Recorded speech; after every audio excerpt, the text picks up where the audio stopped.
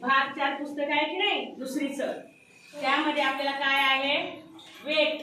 Weight म्हणजे वजन कसं मोजायचं, त्यासाठीचे विविध प्रकारचे तराजू. तराजू म्हणजे बॅलन्स. तराजू म्हणजे बॅलन्स हे दाखवलेले आहेत की पूर्वीच्या काळी कोणकोणत्या प्रकारचे तराजू होते आणि आत्ताचे तराजू कसे आहेत, याला आपण काय म्हणतो, तराजू म्हणजे बॅलन्स. आता तुमच्या पुस्तकामध्ये कसं आहे, इलेक्ट्रिक बॅलन्स पण आहे. इलेक्ट्रिक बॅलन्स मध्ये आपल्याला अगदी मिलीग्रॅम म्हणजे सोनं जे मोजतो ना आपण मिलीग्रॅम मध्ये, ते सुद्धा माप येतं.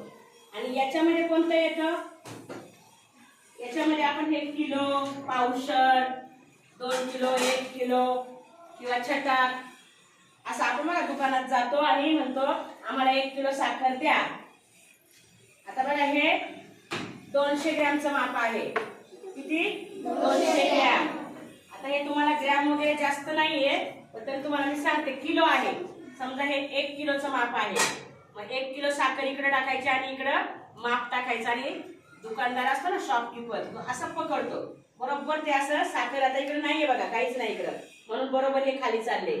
याच्यात जर आपण तेवढ्या मापाच्या वस्तू टाकल्या तर ते काय होतं सांगा, कसं होतं, सेम होतं ना, समान होतं.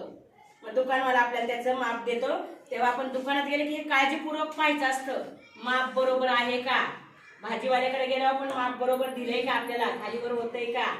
त्यासाठी इलेक्ट्रिक वजन असतं ना, ते अगदी ॲक्युरेट असतं, त्याला आपल्याला बघायची गरज नसते. असे हे वेगवेगळ्या प्रकारचे बॅलन्सेस आहे आणि तुम्ही पण खूप छान छान बनवून आणलेले आहेत. त्यासाठी सगळ्या मुलांचं काय आहे, अभिनंदन आहे. असंच प्रत्येक कृती आपण करायची, प्रत्यक्ष केल्यावर आपल्याला लवकर समजतं. तुम्ही पण आता घरी जाऊन याच्यात काय काय वजन घ्यायचं, थोडीशी साखर, शेंगदाणे असं मोजून बघायचं मग, आणि असं छोटीशी माप टाकायची अंदाजे. आपल्याला सध्या अंदाजेच सगळं आहे. करणार ना सगळेजण? कोणाला काही सांगायचंय का, कसं बनवलं काय. हे बघा, हे आपलं कोटकचं साहित्य आहे. कोटक महिलांचं, कोटक एज्युकेशन फाउंडेशनने आपल्यासाठी खूप छान छान असे साहित्य दिलेले आहे. हे प्रत्यक्ष आपल्याला त्यांनी बॅलन्स आणून दाखवलेलं आहे की कशा प्रकारे मुलांना आपण याचा उपयोग करून घेऊ शकतो. असं त्यांच्याकडे कोटककडे खूप प्रकारचे साहित्य आहे, नोटा पण आहेत, सगळं आहे. जे जे आपल्याला मोजायला लागतं म्हणजे मापनासाठी, त्या सगळ्या वस्तू आपण वर्गात आणून त्याचा आपल्या वर्गासाठी फायदा करून घेणार आहोत. याला म्हणायचं मापन. कळलं?